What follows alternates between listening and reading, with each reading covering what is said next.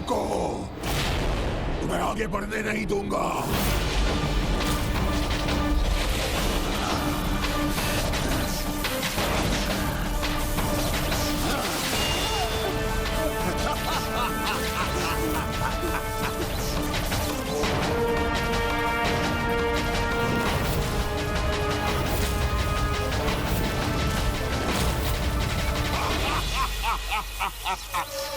आदि गोरन जो कहता है वो करता है।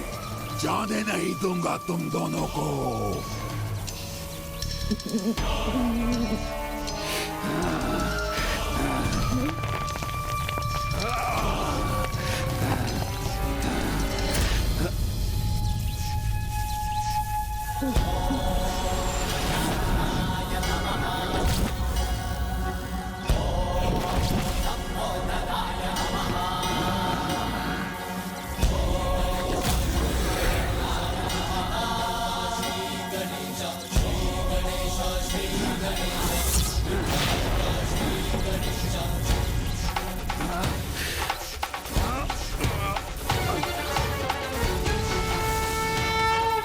मेरी शक्ति के आगे तुम टिक नहीं सकते।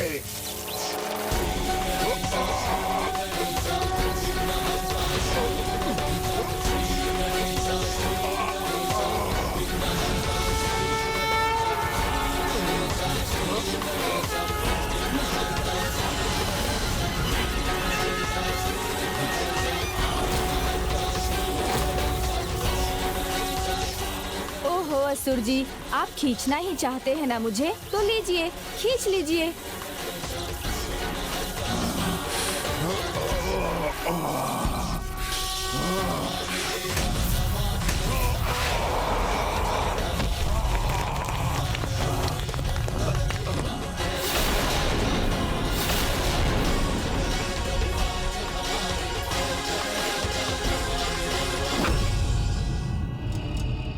आदि गोरन का अंत हो, अब शीघ्र द्वार बंद करना होगा।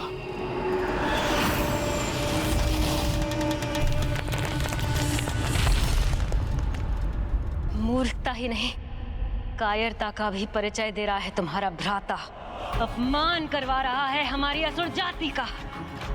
इससे तो उत्तम यही होता कि आज के युद्ध में उस बालक के हाथों इसकी मृत्यु हो जाती। माँ के लिए उनके पुत्रों का कोई महत्व नहीं, ये तो उन्होंने स्पष्ट कर दिया था। मुझे स्वयं के साम्राज्य का विस्तार करना है और उसके लिए मैं किसी की भी आहुति दे सकती हूँ, चाहे वो मेरे पुत्र हो या पुत्र के पुत्र। हमारी वास्तविक शत्रु वहाँ नहीं, यहाँ है, मेरे सामने। ज्येष्ठ के युद्ध भूमि में प्रवेश करने के पहले ही उन्हें बता देता तो कितना उत्तम होता। सुरापद्मन, महान असुर सम्राट मानते हो ना अपने आप को, तो ऐसे कायरों की भांति ना छुपो। आओ, बाहर आओ, अपनी वीरता का परिचय दो, निर्भय होकर हमसे युद्ध करो।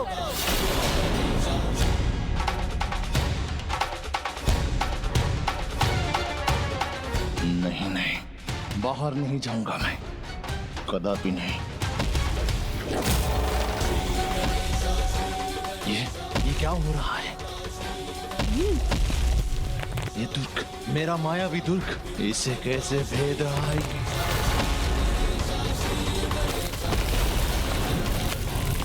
ये विशालकाय मुष्टि मेरी ओर बढ़ रही है।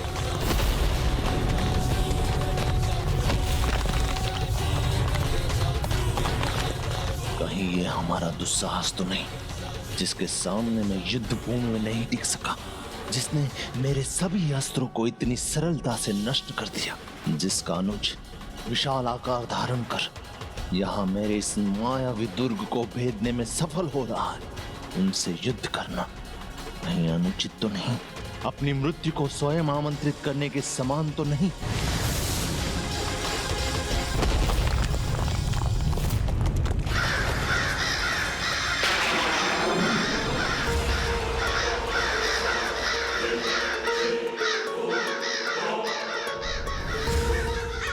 ये अशुभ संकेत के प्रतीक काग यहाँ से जाते क्यों नहीं? यही क्यों छाए हैं ये?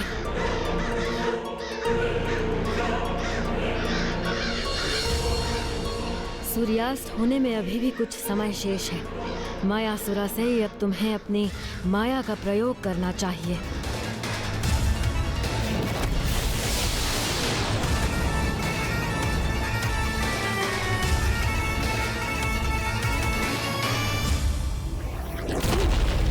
अब मेरी कोई सुरक्षा नहीं।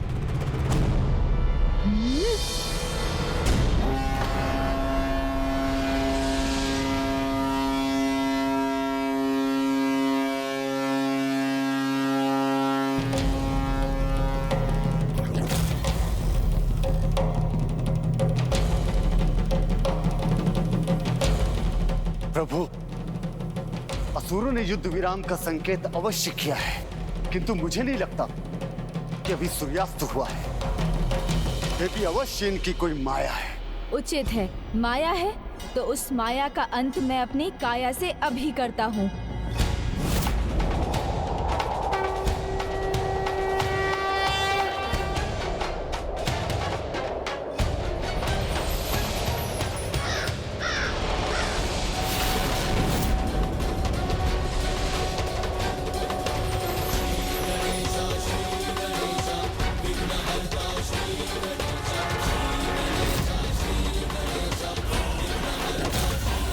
सुरापद्मन यहाँ से भागकर अपने राजभवन में प्रवेश कर रहा है। मुझे उसे रोकना चाहिए।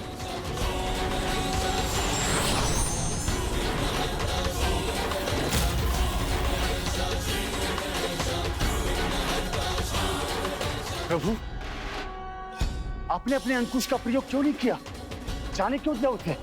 वीर बाहूजी, भ्राता के समान हम भी शत्रु की पृष्ठ पर वार नहीं कर सकते, क्योंकि ये युद्ध के नियमों के विरुद्ध है और सुरापद्मन की मृत्यु भ्राता के द्वारा ही नियत है।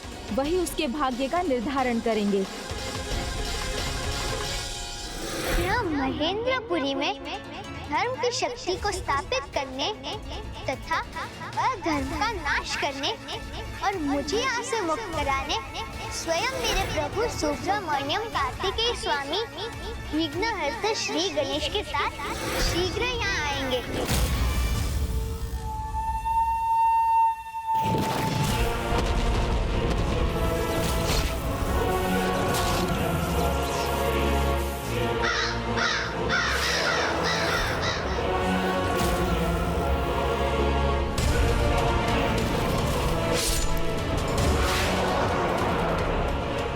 हमारी सभी योजना विफल हो रही है, हमारे सभी आक्रमण निरर्थक हो रहे हैं। क्या इस युद्ध में हमारी जीत संभव है?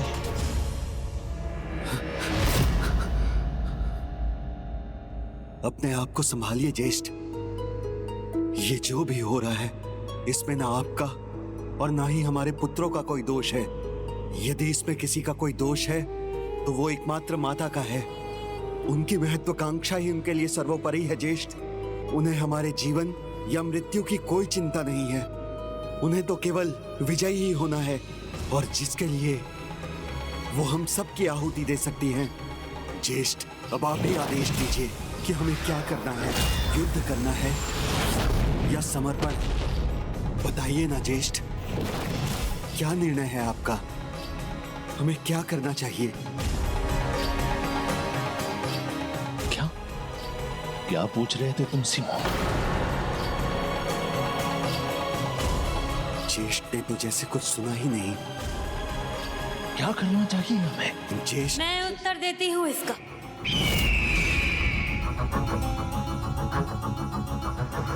इन सभी शरीरों को सुरक्षित रखा जाएगा। हमारे किसी भी असुर योद्धा का अंतिम संस्कार नहीं होगा, क्योंकि उचित समय पर मैं अपनी साधना से उन सभी को पुनर्जीवित करूंगी। उन सभी को पुनर्जीवित करूंगी। उन सभी को पुनर्जीवित करूंगी।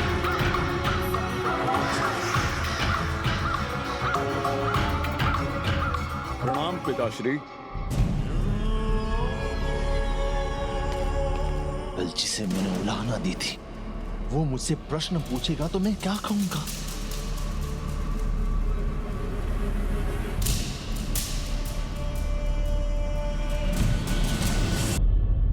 पिताश्री, आपने कहा था कल युद्ध में मेरा प्रदर्शन निराशाजनक था।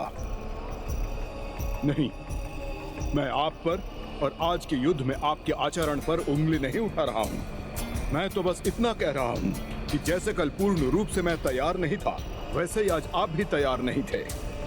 इसीलिए तो युद्ध भूमि से हमें मुख फेर कर वापस आना पड़ा। जो हुआ सो हुआ, किंतु सत्य यही है कि वो वास्तव में उतने शक्तिशाली है नहीं जितना कि अब तक के युद्ध में प्रतीत हुए हैं। अब शांत चित्त से अपने सामर्थ्य, अपनी शक्ति को एकत्र करो, क्योंकि कल अटल विश्वास के साथ तुम्हें युद्ध भूमि में उतरना है। भूल हुई है मुझसे। बिना आपकी अनुमति के मैं युद्ध भूमि में चला गया। क्षमा प्रार्थी हूं मैं आपका। यदि आप दोनों अनुमति दें तो असुर सम्राट का ये पुत्र भानुकोपन पूरी तैयारी और योजना के साथ युद्ध में जाना चाहता है और देवताओं को उनका उचित स्थान दिखाना चाहता है।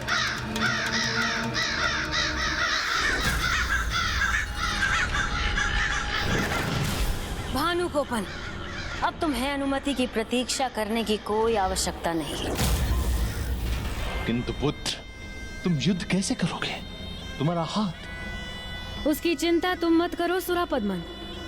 जो अपनी पत्नी को दंड ना दे सका, वो शत्रु को दंड क्या देगा? साहस को, पराक्रम को नकारने का नहीं, स्वीकारने का समय है। कल युद्ध के लिए जाना है तुम्हें, जिसके लिए मैं तुम्हें स्वयं तैयार करूंगी, ताकि इस बार कोई भी भूल ना हो। और वैसे भी कल तुम्हारी द्रोही माता शेष नहीं रहेगी, क्योंकि वो जयंत और विभूति के साथ एक अंधकारी काल कोठरी में बंधी है।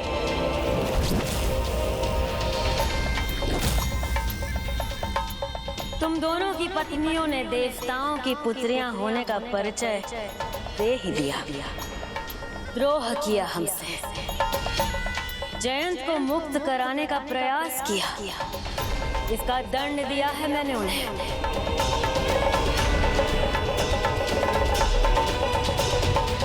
यदि तुम्हें अपनी पत्नियों की इतनी ही चिंता है तो कहो उनसे कि भरी रात सभा में अपना अपराध स्वीकार करें, क्षमा याचना करें, तो कदाचित मैं उन पर दया कर उन्हें कारागृह से मुक्त कर दूंगी।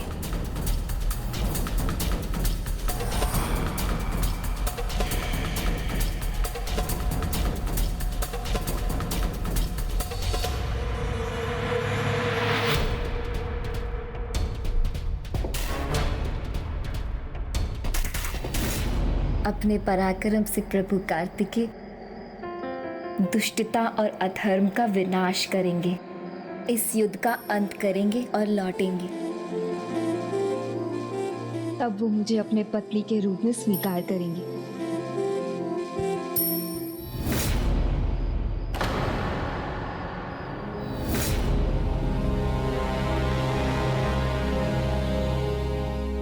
ये क्या कर रही है ये वन कन्या?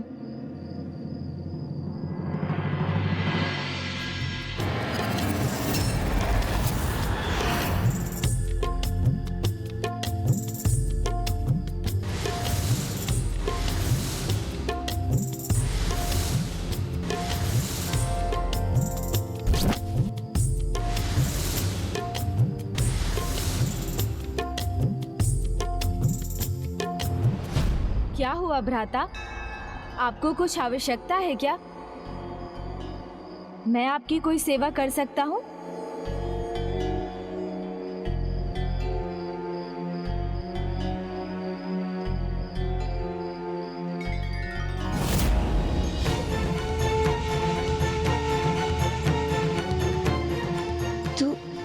तुम ये क्या कर रही हो?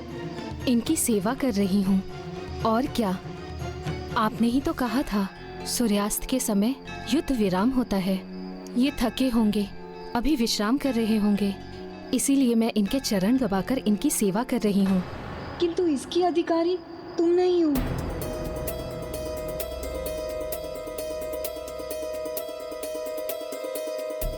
ये कार्य तुम्हारा नहीं, मेरा है। ये मेरा कर्तव्य है। वो मेरे स्वामी हैं, मैं उनकी सेवा करूंगी।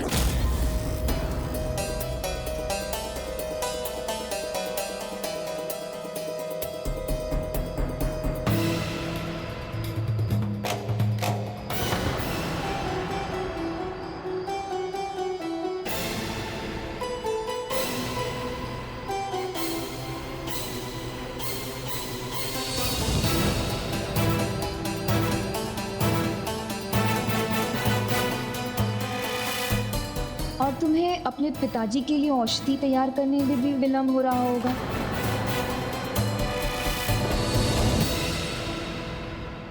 सत्य है, वहां मेरी प्रतीक्षा हो रही होगी।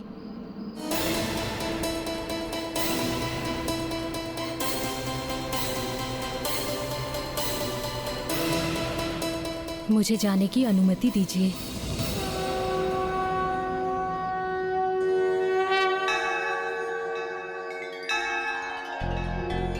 तुम चिंता मत करो, स्वामी की सेवा तो मैं कर लूंगी। तुम जाकर अपने पिता की देखरेख करो, जो एक पुत्री का महत्वपूर्ण दायित्व है।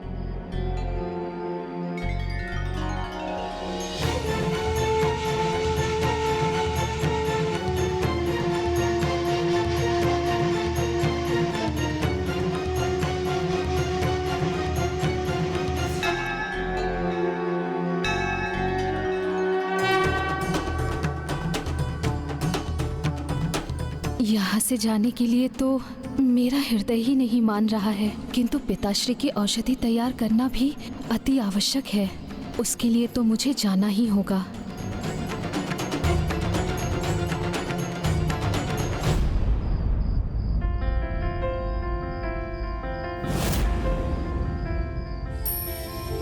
ये तो देवी देव सेना का स्पर्श है।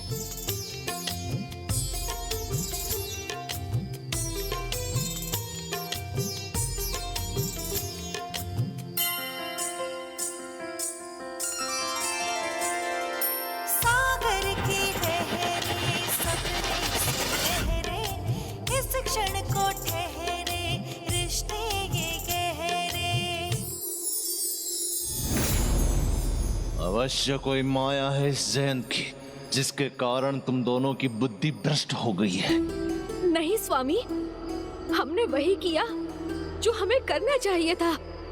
अपने पुत्रों के जीवन के लिए हम किसी भी प्रकार से ये युद्ध रोकना चाहती थी, किंतु आज के इस युद्ध के बाद 2 असुर पुत्रों की मृत्यु के उपरांत अब आशा की कोई किरण ही शेष नहीं बची। अब चाहे जो भी हो, उसका हम पर कोई प्रभाव नहीं पड़ेगा। तब तो इसका भी कोई प्रभाव नहीं पड़ेगा कि कल भानुकोपन पुनः युद्ध पे जा रहा है। भानुकोपन? हाँ, तुम्हारा पुत्र भानुकोपन। तो क्या तुम्हें इसका कोई भी प्रभाव नहीं पड़ेगा कि वो तुम्हारे आशीर्वाद के बिना ही युद्ध में जाएगा? और उसका भी नहीं, ये अंतिम बार है जब कदाचित उसे जीवित देखने का अवसर प्राप्त हो तुम्हें। स्वामी, ऐसे अशुभ वचन मत कहिए। स्वर ऊंचा करने का कोई लाभ नहीं। ये युद्ध अनिवार्य है और शुभ अशुभ का निर्णय अब युद्ध भूमि में होगा। मैं एक बार उससे भेंट करना चाहती हूँ, उसे देखना चाहती हूँ। स्वामी, मेरी सहायता कीजिए, मुझे यहाँ से मुक्त कीजिए, कृपा कीजिए मुझ पर।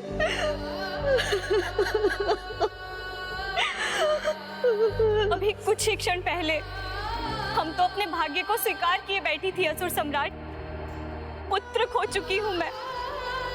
अब तो इस माँ के जीवन का भी कोई मूल्य नहीं है। किंतु दीदी पद्म कोमल, ये उनका पुत्र प्रेम ही है जो अश्रु की धारा बनकर छलक रहा है उनके नेत्रों से। माँ का हृदय तो सदा अपनी संतान के साथ ही रहता है। इसलिए कृपा कीजिए सम्राट, कृपा कीजिए, उन्हें यहाँ से मुक्त करने का और अपने पुत्रों को देखने का कोई तो उपाय कीजिए।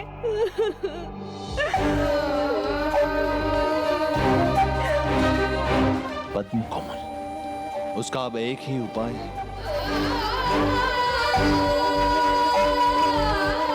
भरी रात सभा में स्वीकार कर कि तुम अपने पिता के समान द्रोही हो। राजमाता सुरासई से क्षमा याचना कर उनकी दया की भिक्षा मांग लो।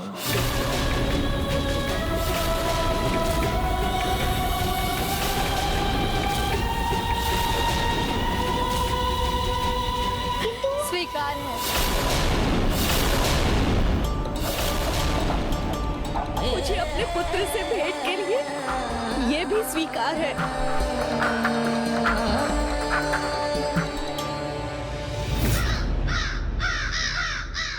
असुर सभासदों, शत्रु द्वार पर, और हमें असफलताओं का सामना भी करना पड़ा है।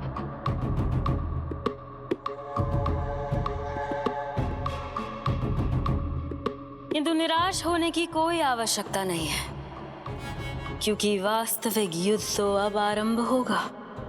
क्योंकि माया सुरासई अभी जीवित है और मैं अपने किसी भी असुर को आहत नहीं होने दूंगी, उसके नख को क्षति भी नहीं पहुंचने दूंगी।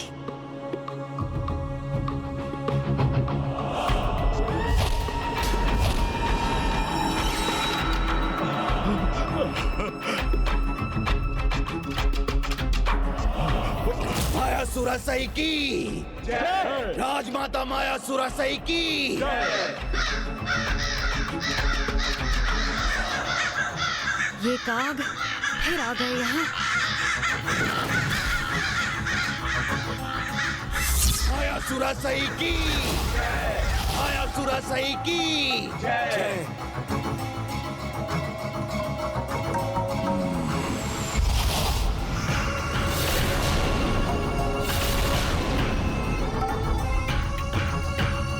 लोभानुकोपन, तुम्हारी सफलता की कामना करते हुए मैं तुम्हें ये मायावी शस्त्र प्रदान करती हूँ।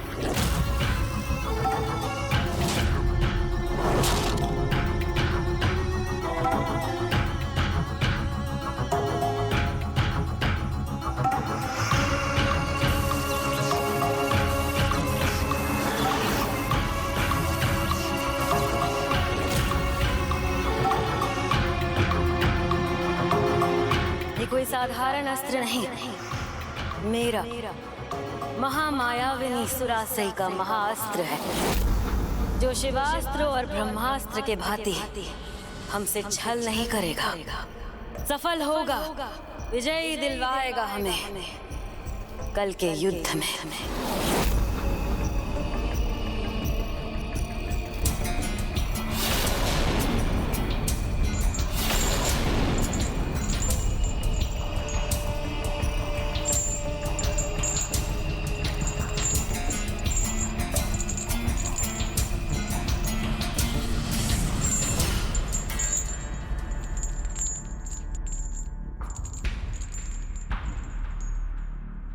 माँ, भानुकोपन,